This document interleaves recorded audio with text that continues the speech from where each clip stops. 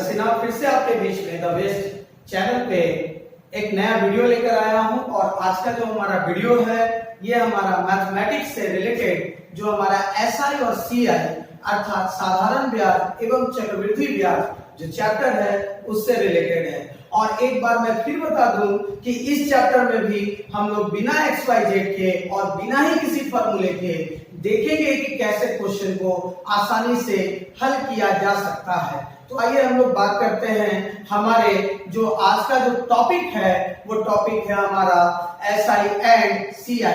लेकिन वीडियो प्रारंभ करने से पहले मैं आप सबसे पुनः अनुरोध करता हूं कि जिन्होंने अब तक हमारे चैनल को सब्सक्राइब नहीं किया है तो आप काइंडली हमारे चैनल को जरूर सब्सक्राइब करें, बेल आइकन जरूर दबाएं, लाइक बटन दबाना ना भूलें और साथ ही वीडियो के अंत में अपना अपना महत्वपूर्ण कमेंट जरूर दें। तो आइए हम लोग बात करते हैं आज हमारा जो अपना टॉपिक है SI एंड CI।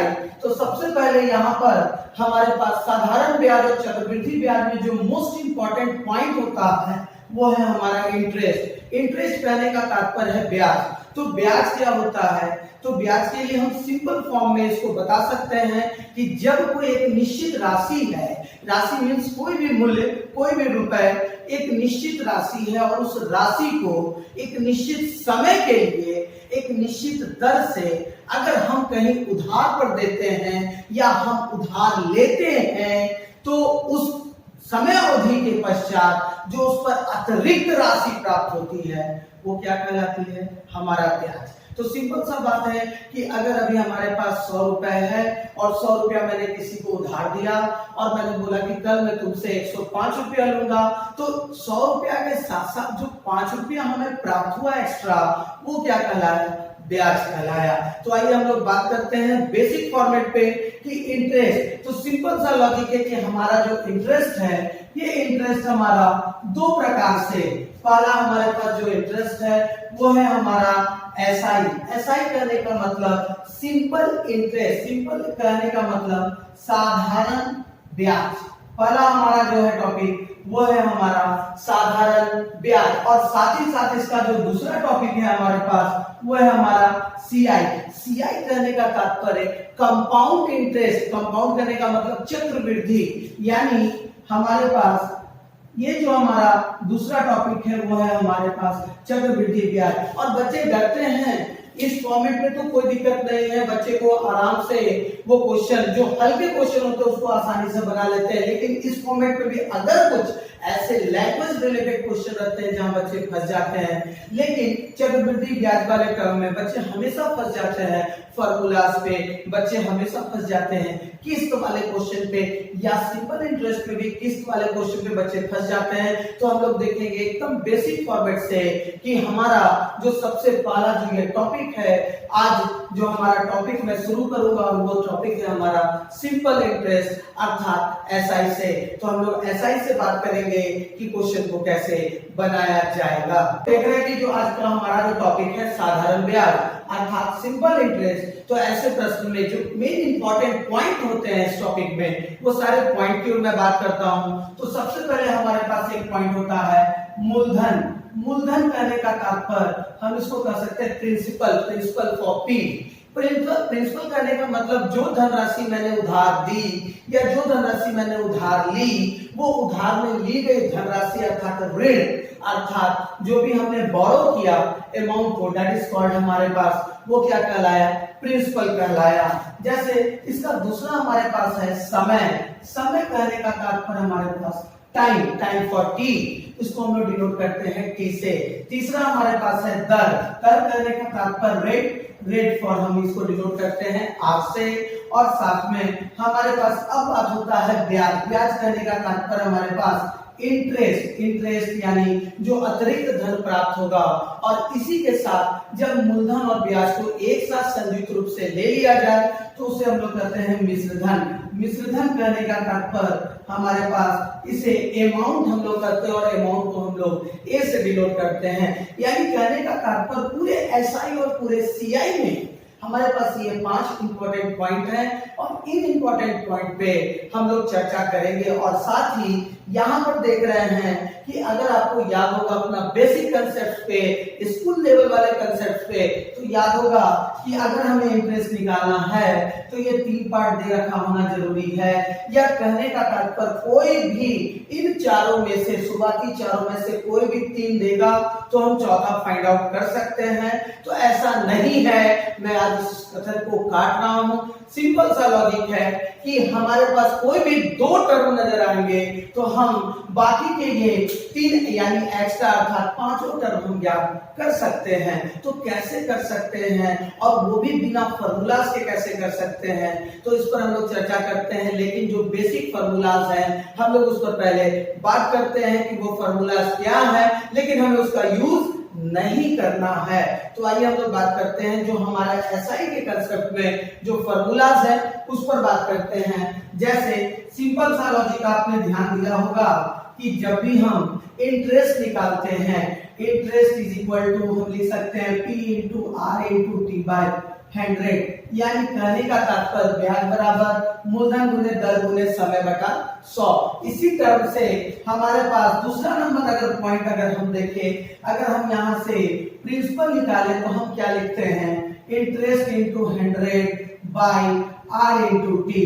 तीसरा नंबर पॉइंट अगर हम देखते हैं, अगर हमें रेट निकालना है तो रेट इज इक्वल टू, तो हम लिखते हैं interest into 100 by principal into time. और चौथा हमारे पास जो फॉर्मेट है, अगर हमें टाइम निकालना है तो time is equal to interest into 100 by principal into rate. और ये 4 टर्म से हम क्वेश्चन बनाते हैं, तथा साथ ही जब अमाउंट निकालना है तो प्रिंसिपल प्लस हम इंटरेस्ट करते हैं। तो सिंपल सा लॉजिक है, हमें इन सारे फॉर्मूलाज पर नहीं केयर करना है।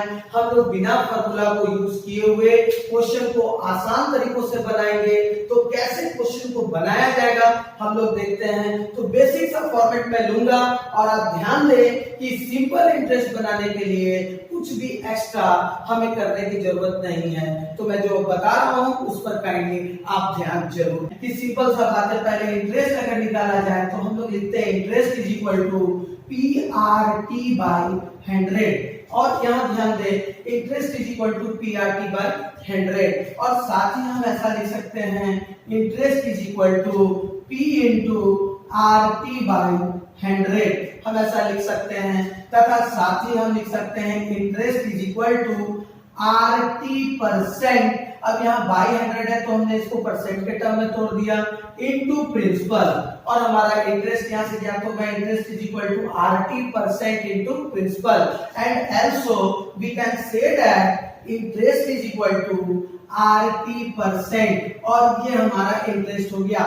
ये केवल हमारा इंटरेस्ट इन परसेंटेज में नजर आएगा। कहने का मतलब हमारा प्रिंसिपल इज कांस्टेंट। जब हमने प्रिंसिपल को कांस्टेंट रख दिया तो हमारा इंटरेस्ट जो परसेंटेज के टर्म में आएगा वो क्या आएगा, interest is equal to R T percent. तो सिंपल सा लॉजिक है कि ऐसे कैसे हम बनाएंगे और क्या बात करेंगे। तो मैं उस 5 टॉपिक को आपको फिर से मैं समझा रहा हूं कि सिंपल सा बात, सबसे पहले हमारे पास प्रिंसिपल, फिर हमारे पास रेट, फिर हमारे पास टाइम, फिर हमारे पास interest and then is amount. ये 5 टर्म है। इन 5 टर्मों में सबसे पहला जो हमारा टर्म है प्रिंसिपल, तो we can say that principal is always 100%, यानी जो हमारा प्रिंसिपल होता है वो सदैव क्या होगा, 100%। कोई भी चीज इनिशियल हम लोग परसेंटेज के टर्म में भी देखे थे, रेशियो के टर्म में भी देखे थे, और साथ ही साथ हम लोग प्रॉफिट एंड लॉस के टर्म में भी देखे थे कि जो हमारा इनिशियल टर्म होता है प्रॉफिट एंड लॉस में बात करें तो सीपी यानी कॉस्ट प्राइस भी हमारा क्या होता है, इनिशियल 100%। एज सेम एज यहाँ भी हमारा जो प्रिंसिपल होगा वो क्या होगा, 100%। इफ अगर रेट मान लीजिए कि हमारे पास दे रखा है 6% और टाइम हमारे पास दे रखा है 2 ईयर, तो हमारा जो इंटरेस्ट हो जाएगा just RP percent. Interest is equal to RP percent, यानी हम क्या करेंगे, इन दोनों डेटा को आपस में मल्टीप्लाई कर देंगे, यानी 6 गुना 12%। और ये 12% हमारा क्या आ गया, इन परसेंटेज इंटरेस्ट, जब मैंने प्रिंसिपल को 100% माना, अर्थात इन रुपीज में जब हमें इसे तोड़ना होगा तो 12% ऑफ प्रिंसिपल। अब प्रिंसिपल जो भी आएगा 1000 है तो 12% ऑफ 1000, अगर प्रिंसिपल 4000 है तो 12% ऑफ 4000, एंड ऐसे में जब अमाउंट निकालना है तो we can say that amount is equal to principal plus interest, and principal is always 100% और प्लस 12% इज इक्वल टू 112%। तो ऐसे टर्म को 112% ऑफ प्रिंसिपल, अगर प्रिंसिपल 1000 है तो 112% ऑफ 1000, अगर प्रिंसिपल आपका 4000 है तो 112% ऑफ 4000। तो हम लोग ऐसे छोटे से टर्म पे और बिना XYZ लिए हुए आसानी से क्वेश्चन को हल कर सकते हैं। तो बस मैं 2-3 डाटा के साथ मैं देख रहा हूं कि इसको कैसे हल किया जाएगा और हम लोग आसान तरीकों से इसको बनाएंगे। तो आइए मैं 2-3 डाटा के साथ कुछ क्वेश्चन आपको देता हूं। तो आइए बच्चों हम लोग देखते हैं, जो हमारे पास यहाँ मैंने 2 क्वेश्चन आपके पास लेकर रखा है और वही मैंने डाटा के साथ आपको इसे शो किया है कि डाटा के अनुसार हम क्वेश्चन को कैसे हल करेंगे। तो यहाँ पर जो हमारा फॉर्मेट है, जो हमारे पास पहला जो क्वेश्चन है उस क्वेश्चन में हमारे पास लिखा हुआ है प्रिंसिपल हमारे पास है 8000 रुपए और रेट है हमारे पास 10% और हमारे पास टाइम दिया हुआ है 3 ईयर। तो हमें क्या क्या फाइंड आउट करना है, इंटरेस्ट एंड अमाउंट। तो एकदम लो कैलकुलेशन में हम आसानी से इसे हल कर सकते हैं। तो सिंपल सा बात है, पहले हम लोग इंटरेस्ट पे बात करें तो इंटरेस्ट निकालने के लिए हम क्या करेंगे, दोनों को आपस में multiply, because interest is equal to RT percent. ये हमेशा याद रखें, interest is equal to RT percent. बस छोटा सा एक चीज है, interest is equal to RT percent. तो अगर हम लोग बात करें तो 10 को हम लोग 3 से मल्टीप्लाई करेंगे यानी 10 मल्टीप्लाई बाय 3, तो हमारे पास इंटरेस्ट हो गया 30%। एंड 30% ऑफ व्हाट, इन जब रुपीस में तोड़ेंगे तो 30% ऑफ 8000, यानी इंटरेस्ट इन रुपीस में अगर तोड़े तो 30% ऑफ 8000। तो बस सिंपल सा लॉजिक, मैंने परसेंट से ये 2 जीरो को काटा इन रुपीस, यानी 30 multiply by 80 is equal to 24, यानी हमारे पास 2400 रुपए इन इंटरेस्ट हमारे पास आसानी से केवल क्वेश्चन पढ़ के हम आंसर दे सकते हैं। इसके लिए कलम भी छूने की आवश्यकता नहीं है।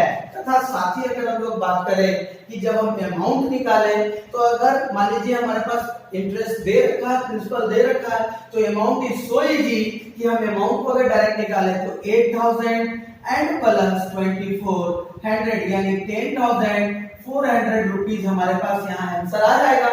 बट अगर ऐसा कभी दे रखा हो कि डायरेक्ट अमाउंट निकालना है, हमें इंटरेस्ट नहीं निकालना है, तो वैसे क्रम में बच्चे क्या करते हैं, पहले इंटरेस्ट निकालते हैं और फिर उसके बाद अमाउंट में जोड़ते हैं। तो वैसा काम नहीं करेंगे, हम डायरेक्ट अमाउंट निकालेंगे।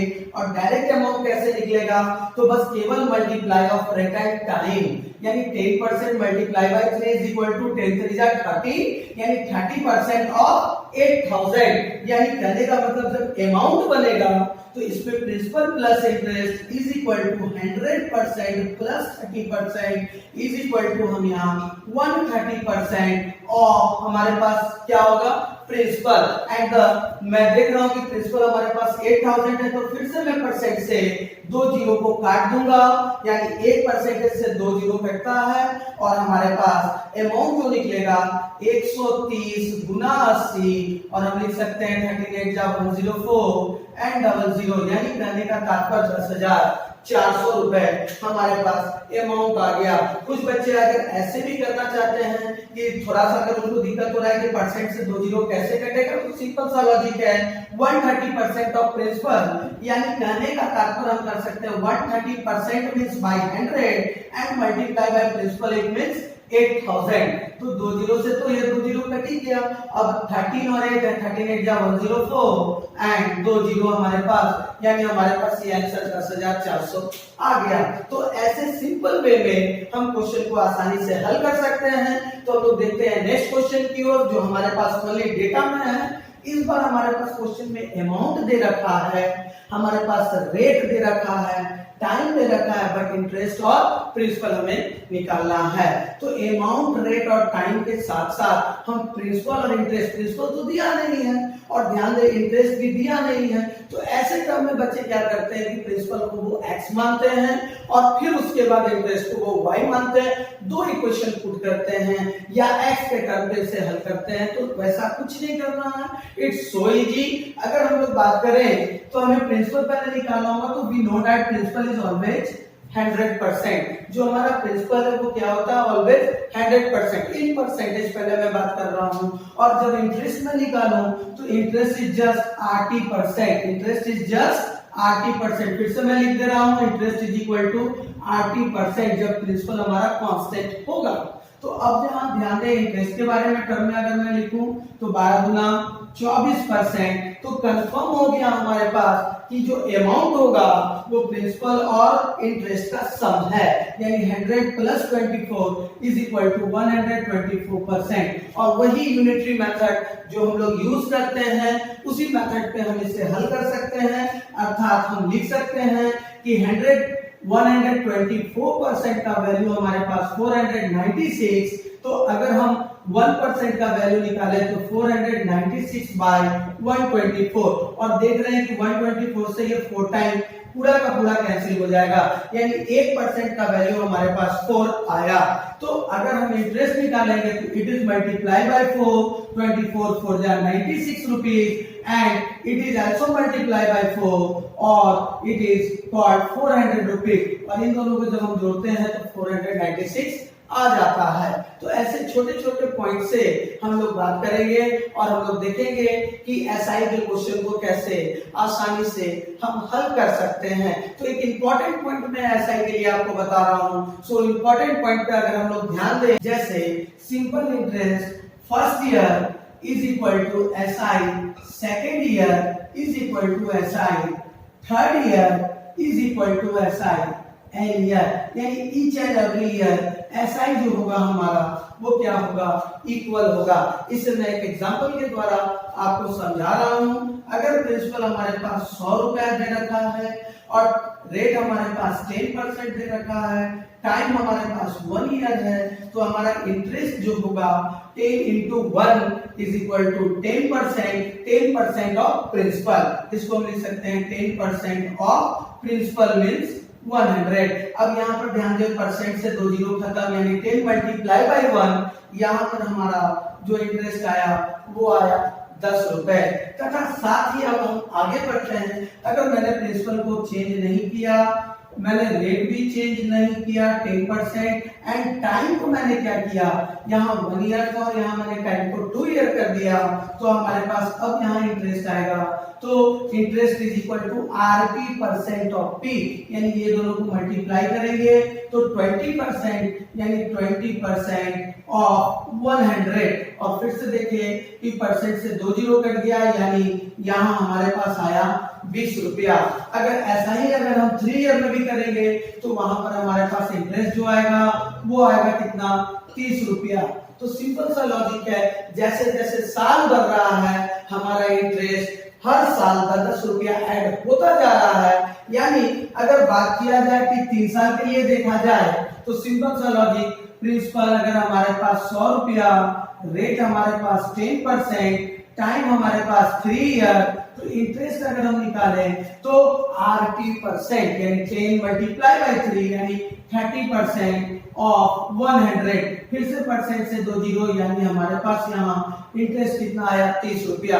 यानी हम कह सकते हैं first year, second year and third year, each year हमारा जो इंटरेस्ट का आउटकम हो रहा है वो हर साल कितना हो रहा है, 10 रुपया हो रहा है। अर्थात हम कह सकते हैं SI first year is equal to SI second year is equal to SI third year is equal to SI end year. तो हम लोग ऐसे टर्म से क्वेश्चन को कैसे बनाना है, तो हम लोग अपने पहले टॉपिक की ओर बढ़ते हैं कि हमें प्रश्न को कैसे हल करना है। तो हमारा जो पहला टॉपिक है हम लोग उसकी ओर आगे बढ़ते हैं। तो हमारे पास पहला प्रश्न यहाँ लिखा हुआ है कि 8% वार्षिक ब्याज की दर से 2 वर्ष का साधारण मिश्र धन 696 रुपए है, तो मूलधन तथा ब्याज ज्ञात करें। यानी कहने का मतलब है कि with the rate of 8% and the time is 2 years, our amount are given is equal to 696 rupees. Then we find the principal and interest also. तो हमें क्या करना है कि मूलधन और ब्याज अर्थात प्रिंसिपल और इंटरेस्ट निकालने के लिए सबसे पहला जो हमारे पास टर्म दे रखा है उसके बारे में बात करेंगे। हमारे पास रेट दे रखा है और हमारे पास रेट परसेंट दे रखा है 8%, टाइम हमारे पास दे रखा है 2 year and the amount is equal to 696 rupees दे रखा है और हमें फाइंड आउट करना है प्रिंसिपल और फाइंड आउट करना है हमारे पास इंटरेस्ट। तो आइए हम लोग सिंपल सा मेथड पे इस पे बात करते हैं। We know that principal is always 100% and interest हमें यहाँ निकालना होगा। तो interest is equal to RT% और ये कब, जब हमारे पास प्रिंसिपल क्या है कांस्टेंट है, उसके जगह कोई भी रुपए हम रख सकते हैं। तो आइए हम लोग बात करें। सबसे पहले इन परसेंटेज अगर बात किया जाए तो हमारे पास अमाउंट है 696 and the rate and time are multiplied is called interest.